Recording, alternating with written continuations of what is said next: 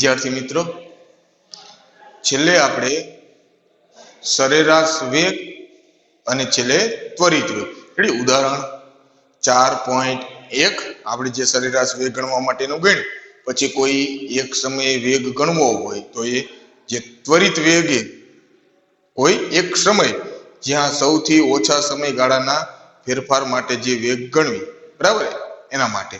હવે જે કોઈ પણ પ્રક્રિયા હોય એનો સરેરાશ વેગ અને ત્વરિત વેગ બરાબર તમે સમીકરણ મૂકી શકો.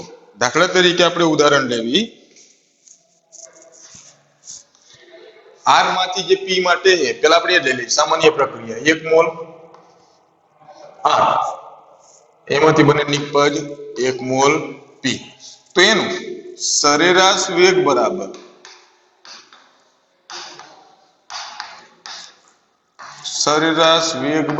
શું લખવી આપણે?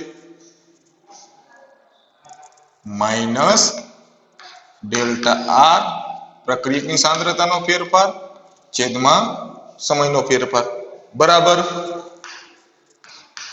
ડેલ્ટા પી અપોન ડેલ્ટા ટી. તો પ્રક્રિયકનો અદ્રશ્ય થવાનો વેગ અથવા વિઘટનનો વેગ અને નિપજનો દ્રશ્ય થવાનો વેગ અથવા ઉત્પાદનનો વેગ, અને શું કહેવાય? આ જે વેગ રહ્યો એ પ્રક્રિયકનો વિઘટન થવાનો વેગ અથવા અદ્રશ્ય થવાનો વેગ, આ રહ્યો નિપજનો દ્રશ્ય થવાનો અથવા ઉત્પાદન થવાનો વેગ. બંને કેવાય? સરખા છે, કારણ તત્વયોગમિતીય ગુણાંક બંનેનો સરખો હોય. ત્વરિત વેગ બરાબર લખવું હોય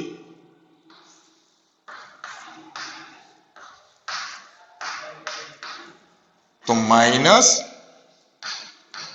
dr અપોન dt બરાબર dp અપોન dt, બરાબર ને? તો જે વેગ છે પ્રક્રિયકનો વિઘટન થવાનો અને નિપજનો ઉત્પાદન થવાનો અથવા પ્રક્રિયકનો અદ્રશ્ય થવાનો અને નિપજનો દ્રશ્ય થવાનો જે વેગ છે એ સમાન. બીજું કોઈ ઉદાહરણ લઈએ. દાખલા તરીકે એક પ્રક્રિયા a પ્લસ b માંથી બને c પ્લસ d. હાલો, આના વેગ બરાબર લખવું હોય તો વેગ બરાબર પ્રક્રિયક એટલે minus delta a upon delta t બરાબર માઇનસ b પ્રક્રિયક, તો b ની સાંદ્રતાનો ફેરફાર છેદમાં સમય ડેલ્ટા t બરાબર નિપજ, તો delta c upon delta t બરાબર ડેલ્ટા d અથવા ડેલ્ટા t. કારણ કે જે પ્રક્રિયાનો જે વેગ છે એ પ્રક્રિયાનો વેગ એક અથવા તેના કરતા વધારે પ્રક્રિયક અથવા નિપજ એની સાંદ્રતા ઉપર આધાર રાખે. એક અથવા એના કરતા વધારે પ્રક્રિયક અથવા નિપજની સાંદ્રતા ઉપર આધાર રાખે. ત્વરિત વેગ હોય તો ડેલ્ટાની જગ્યાએ શું લખાય? d. ખબર પડી? બીજું ઉદાહરણ જોવી.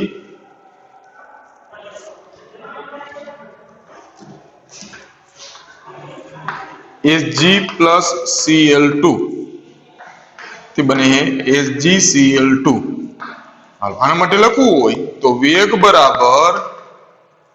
બરાબર પ્રક્રિયક Hg માટે minus delta Hg upon delta t બરાબર પ્રક્રિયક minus Cl2 upon delta t બરાબર નિપજ માટે delta HgCl2 upon delta t.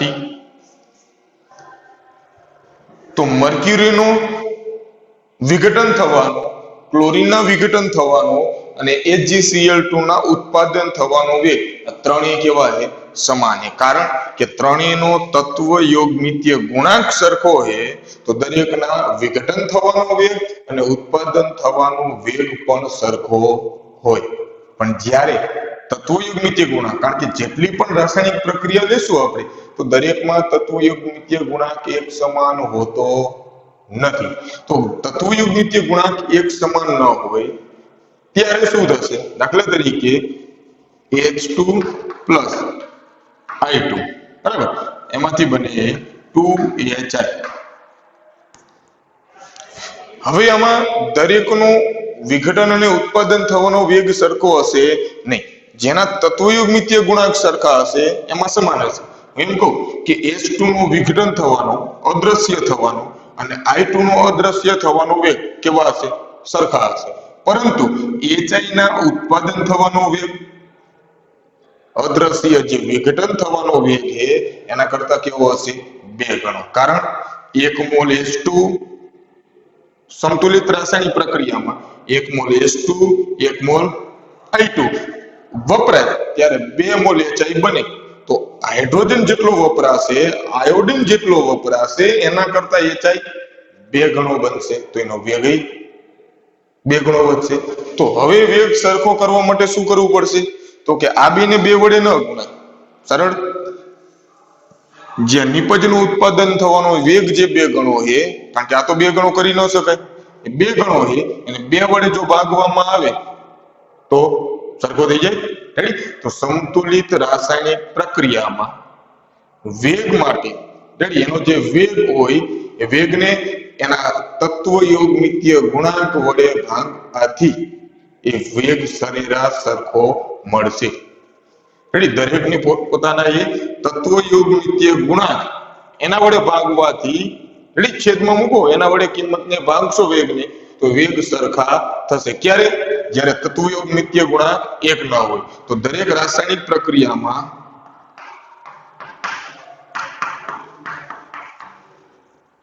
તત્વયુગ્મિતીય ગુણાંક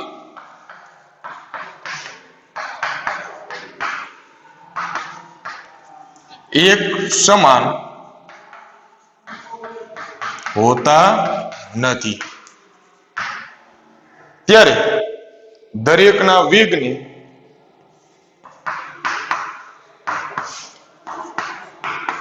તેના તત્વયુગ્મિતીય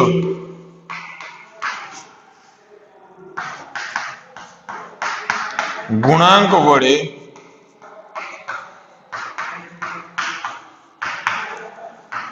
ભાંગવાથી વેગ સમાન થશે. સંતુલિત રાસાયણિક પ્રક્રિયા લેવાની. રેડી? પ્રક્રિયા સંતુલિત હોવી જોઈએ. સંતુલિત રાસાયણિક પ્રક્રિયામાં પછી એ સરેરાશ હોય કે ત્વરિત હોય, મૂળ તો વેગ, એ પ્રક્રિયાનો જે વેગ છે તત્વયુગ્મિતીય ગુણાંક અલગ અલગ હશે તો એક સમાન હશે નહીં. તો દરેકને શું કરવાનું? એના વેગને તત્વયુગ્મિતીય ગુણાંક વડે તમે ભાગશો ત્યારે દરેકના વેગ સમાન, સરેરાશ કે ત્વરિત વેગ જેટલા થશે. તમે HI ના વિઘટનનો વેગ ગણશો તો 2 ગણો જ મળશે. એમાંથી ગુણાકારમાં 2 મૂકવાની જરૂર નથી. અત્યારે HI ની 2 સાંદ્રતા આપું હું તમને. હું એમ કહું કે HI ની સાંદ્રતા 0 સેકન્ડે, કેટલી? 0 સેકન્ડે 1 મોલારિટી, 10 સેકન્ડે ઘટીને થાય 0.8 મોલારિટી. તો વેગ ગણો તો HI નો. તો HI નો જે તમે અહીંયા સાંદ્રતા કિંમત મૂકશો ને, હું અહીંયા લખું ઘટાડો થયો 0.2 છેદમાં 10 એટલે 0.02. તો આ શું મળ્યું તમને? 0.02 mall litre inverse second inverse.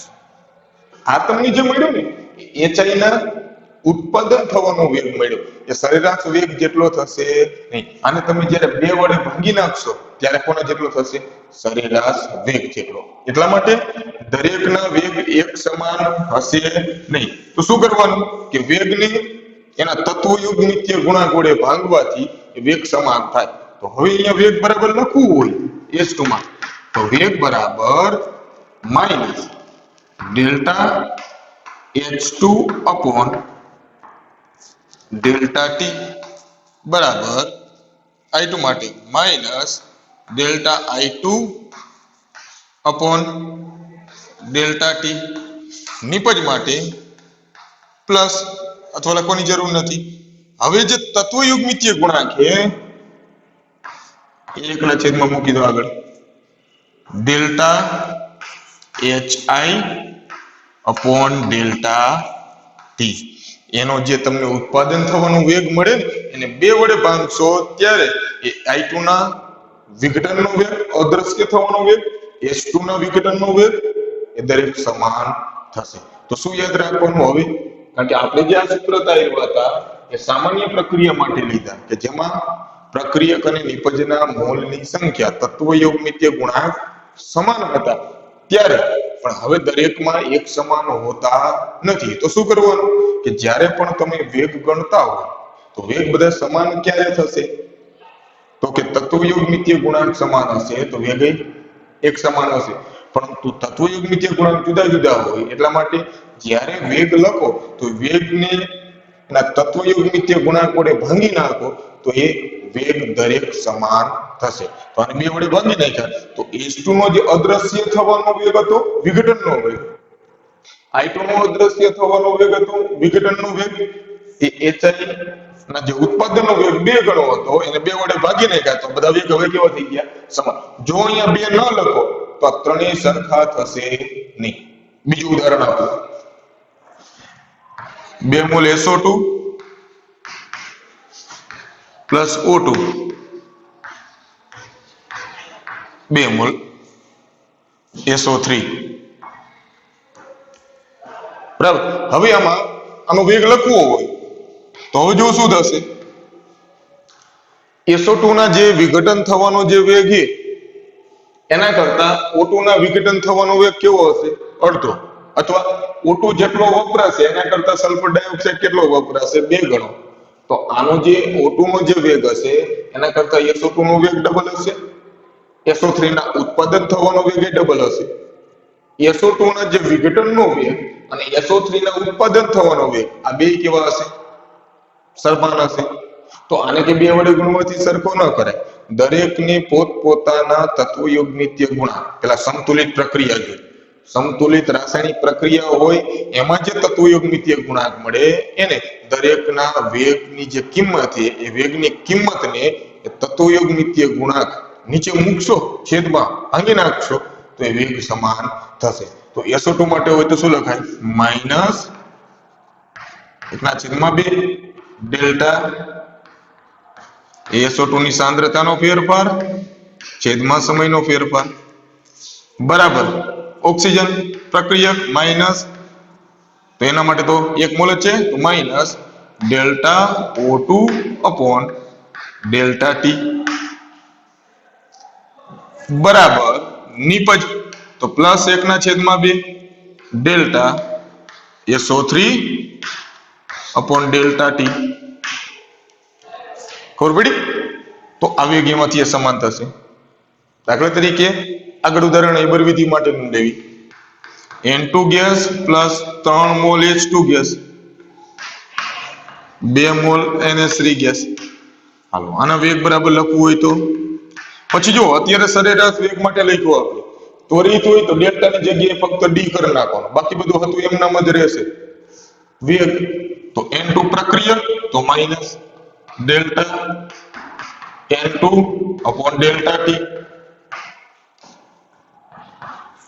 પ્રક્રિયક માઈનસ બાય 3 તત્વયોગમિતીય 3 delta H2 upon delta T NH3 નિપજ તો પ્લસ 1/2 ડેલ્ટા NH3 ની સાંદ્રતા નો ફેરફાર છેદમાં સમયનો ફેરફાર.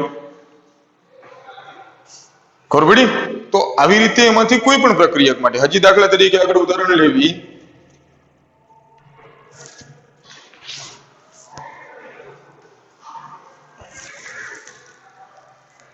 આગળ ઉદાહરણ 5Br minus plus BrO3 minus plus 6H plus 5Br minus plus BrO3 minus plus 6H plus 3Br2 plus 3H2O. તો આના માટે લખવું હોય વેગ બરાબર તો પેલા તો પ્રક્રિયક એટલે માઈનસ 1/5 બીઆર માઇનસની સાંદ્રતાનો ફેરફાર છેદમાં સમયનો ફેરફાર બરાબર પ્રક્રિયક એટલે માઇનસ ડેલ્ટા BrO3 માઇનસની સાંદ્રતાનો ફેરફાર છેદમાં સમયનો ફેરફાર બરાબર માઇનસ 1/6 H પ્લસની સાંદ્રતાનો ફેરફાર છેદમાં સમયનો ફેરફાર બરાબર નિપજ પ્લસ પણ 3 તત્વયુગ મિથ્યા ગુણાંક 1/3 ડેલ્ટા Br2 પણ ડેલ્ટા T અને બરાબર 1/3 delta H2O upon delta T તો એનો મતલબ શું થયો કે વેગ ગણવો હોય તો વેગ કોઈ પણ આધારિત ગણી શકાય પ્રક્રિયક અથવા નિપજની એ સાંદ્રતાના અનુસંધાનમાં મળશે એના ઉપર જ આધાર રાખે પછી 3 પ્રક્રિયક ને 2 એટલે કુલ 5 છે 3 પ્રક્રિયકો અને 2 નિપજ તો 5 માંથી તમને કોઈ પણ એકની જુદા જુદા સમયે સાંદ્રતા આપી દે 5 માંથી કોઈ પણ એકની જુદા જુદા સમયે સાંદ્રતા આપી દે અને એમ કે વેગ ગણો સરેરાશ વેગ ગણો મેળવી શકાય હું એમ કહું Br2 આપે Br2 ની સાંદ્રતા જુદા જુદા સમયની તો આખું લખવાની જરૂર નથી પછી ફક્ત શું લખવાનું રહે વેગ બરાબર 1/3 Br2 ની સાંદ્રતામાં ફેરફાર છેદમાં સમયમાં ફેરફાર અહીંયા આપણને N2 ની સાંદ્રતા આપે તો ડાયરેક્ટ લખવાનું કે વેગ બરાબર N2 ની સાંદ્રતા માઈનસ N2 ની સાંદ્રતામાં ફેરફાર છેદમાં સમયમાં ફેરફાર ખબર પડી એટલે કે કોઈ પણ પ્રક્રિયક કે કોઈ પણ નિપજ હોય એની જુદા જુદા સમયની સાંદ્રતા આપણને આપેલી હોય તો તમે એનો વેગ ગણી શકો પણ ખાસ ધ્યાન રાખવાનું આ જે સૂત્ર હતું એ જ પ્રમાણે પણ હવે તત્વયુગ મિથ્ય ગુણાંકમાં દરેક સમાન હોતા નથી તો જે સૂત્ર લખશો સરેરાશ વેગ કે ત્વરિત વેગ કોઈ પણ લખવું હોય તો તત્વયુગ મિથ્ય ગુણાંક આગળ ભૂલવાનો નહીં પ્રક્રિયક હોય તો માઈનસ અને 1/3 એનો તત્વયુગ મિથ્ય ગુણાંક સંતુલિત રાસાયણિક પ્રક્રિયામાં જે હોય એ તત્વયુગ મિથ્ય ગુણાંક મૂકી દેવાનો દાખલા તરીકે હવે આ પ્રક્રિયા હોય small a capital A plus small b capital B small c capital C small d capital જે કેપિટલ A એ પ્રક્રિયક અને નિપજ છે બે સ્મોલ a એ બંને તત્વયુગ મિથ્ય ગુણાંક આમાં બે તત્વયુગ મિથ્ય ગુણાંક તો આમાં વેગ બરાબર લખશો તમે વેગ બરાબર તો શું થાય માઈનસ 1/a નો તત્વયુગ મિથ્ય ગુણાંક ડેલ્ટા A ડેલ્ટા T બરાબર પ્રક્રિયક એટલે માઈનસ તત્વયુગ મિથ્ય ગુણાંક 1/b delta B upon delta T બરાબર નિપજ એટલે પ્લસ તત્વયુગ મિથ્ય ગુણાંક C 1/c ડેલ્ટા C નિપજની ફેરફાર સાંદ્રતા સમયનો ફેરફાર D માટે 1/d કેપિટલ D અને સમયનો ફેરફાર ખબર પડી એટલે કોઈ પણ પ્રક્રિયા તમને આપે તો એનો વેગ પછી એ સરેરાશ એની જગ્યાએ d કરી નાખો અહીંયા જે વેગ છે ઇન્સ્ટન્ટ કે કોઈ પણ વેગ હોય તો વેગ બરાબર તો અહીંયા શું લખી શકાય -1/a d એની સાંદ્રતા upon dt એ t સમયની સાંદ્રતા ખબર પડી તો કોઈ પણ માટે તમે લખી શકો તો ખાસ ધ્યાન રાખવાનું હવે તત્વયુગ મિથ્ય ગુણાંકને કે જેને છેદમાં મૂકવાનો એમાંથી વેગને તત્વયુગ મિથ્ય ગુણાંક વડે ભાંગી નાખવાનો કમ્પ્લીટ હવે લેવી આગળનું એ ઉદાહરણ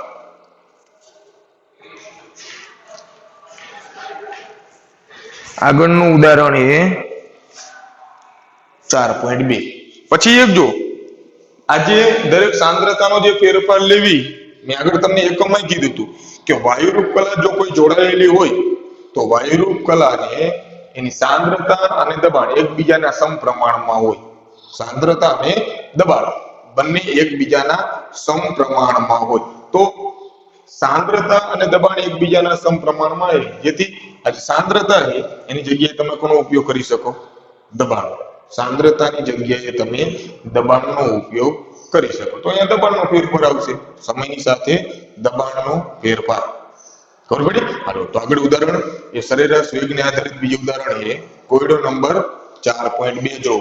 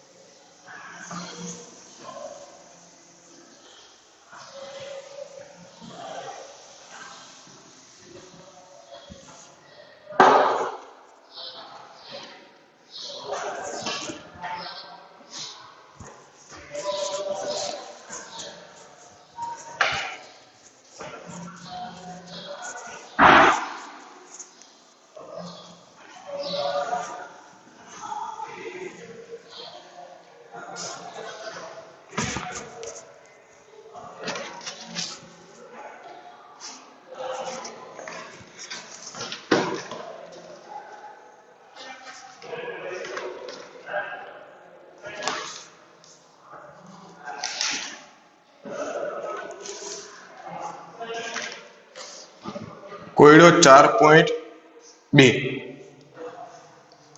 CCl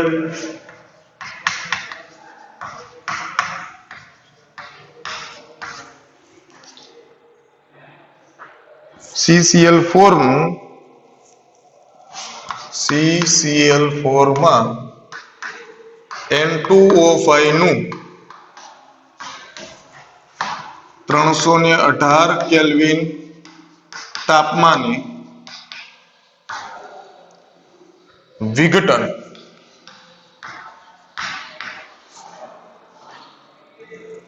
દ્રાવણમાં N2O5 ની સાંદ્રતાનું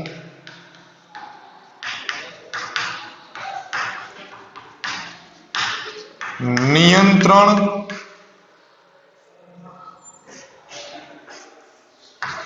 કરીને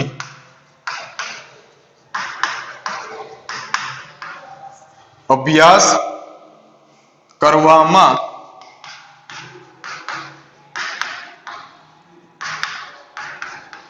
આવેલ છે. પ્રારંભમાં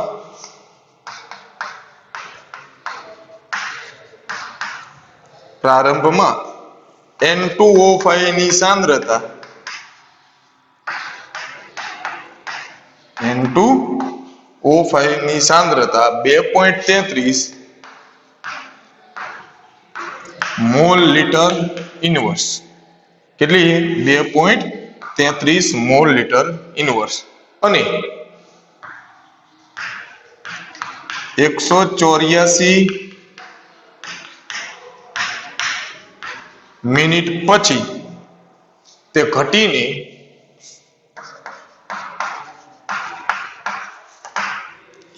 2.08 મોલ લીટર ઇનવર્સ થાય છે. તો પ્રક્રિયા એ 2 મોલ N2O5 ગેસ, એમાંથી બને 4 mall NO2 gas plus O2 gas. આ પ્રક્રિયાનો સરેરાશ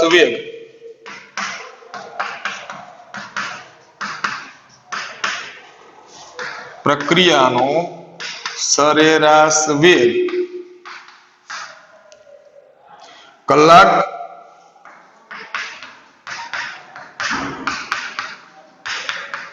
મિનિટ અને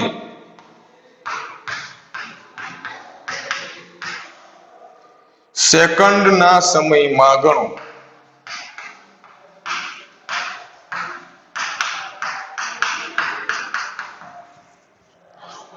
આ સમય દરમિયાન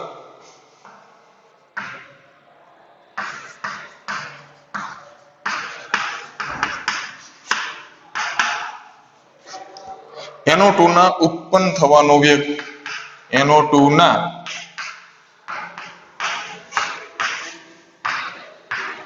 ઉત્પન્ન થવાનો વેગ કેટલો હશે? હાલો આપણે ટૂંકમાં સરેરાશ વેગ ગણવો. પહેલા N2O5 ની એક પ્રક્રિયા આપી કે જેમાં N2O5 ની સાંદ્રતાની ગણતરી કરીને આપણે જવાબ આપવાનો. તો પ્રારંભમાં N2O5 ની જે સાંદ્રતા છે કેટલી? 2.33 મોલ લીટર ઇનવર્સ. એ આ પ્રારંભિક શરૂઆતની એટલે કે 0 સમય 184 મિનિટ પછી ઘટીને 184 મિનિટ પછી ઘટીને કેટલી થાય? 2.08. તો બે સાંદ્રતા આપી છે, આ R1 R2 અને સમયનો ફેરફાર તો કેટલો થશે? 184 થશે ને. કેમ 184 થશે? કારણ કે શરૂઆતની પ્રારંભમાં હોય ત્યારે તો સમય કેટલો હોય? 0. તો સમયનો ફેરફાર કરશો તો 184 થાય. 184 મિનિટ પછી કીધું હોય તો એટલો જ સમય થશે એમાંથી. હાલો તો સરેરાશ વેગ પ્રક્રિયકને આધારે, તો સરેરાશ વેગ RAV બરાબર પ્રક્રિયક એટલે માઇનસ તત્વયુગ્મિતીય ગુણાંક 2 1/2 ડેલ્ટા N2O5 ની સાંદ્રતા એટલે કે N2O5 ની સાંદ્રતામાં થતો ફેરફાર છેદમાં સમયનો ફેરફાર માઈનસ 1/2 સાંદ્રતામાં ફેરફાર અંતિમ કેટલી છે 2.08 પ્રારંભિક R1 2.33 સમય 184 મિનિટ આ તમે જવાબ ગણશો ની બાદબાકી કરી 184 અને 2 વડે ભાગશો માઈનસ માઈનસ એ પ્લસ થઈ જશે એમાંથી એ જવાબ મળશે તમને 6.79 ગુણ્યા 10⁻⁴ એકમ શું થશે મોલ લીટર ઇનવર્સ સમય કેમાં મિનિટમાં તો મિનિટ ઇનવર્સ તો આપણને સરેરાશ વેગ મળ્યો કે એકમમાં મળ્યો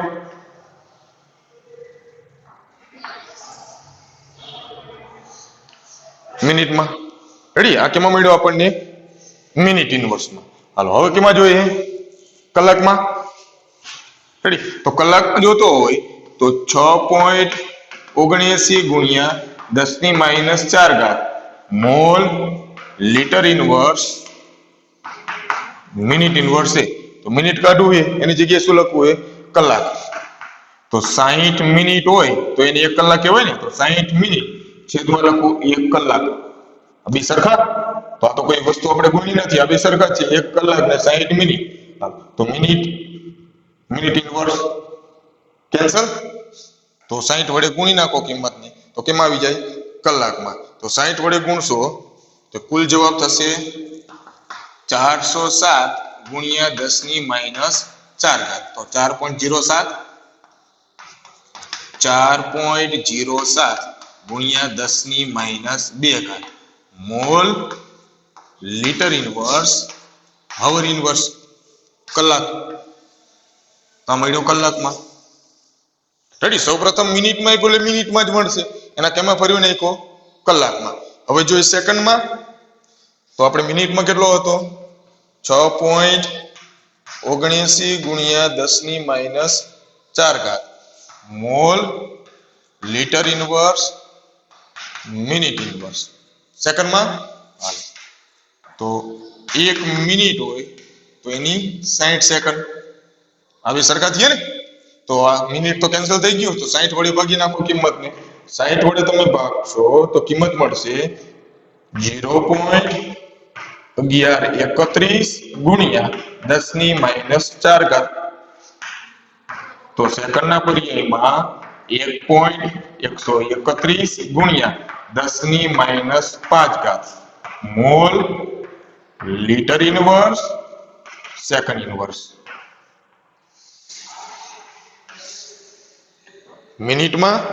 મિનિટમાંથી કલાકમાં કલાકમાંથી સેકન્ડમાં જવાબ પૂરો થઈ ગયો હવે શું કીધું આ સમય દરમિયાન NO2 ના ઉત્પન્ન થવાનો વેગ કેટલો હશે આ સરેરાશ વેગ આ પ્રક્રિયા છે આ પ્રક્રિયા માટે તમે શું લખી શકો આખું વેગ બરાબર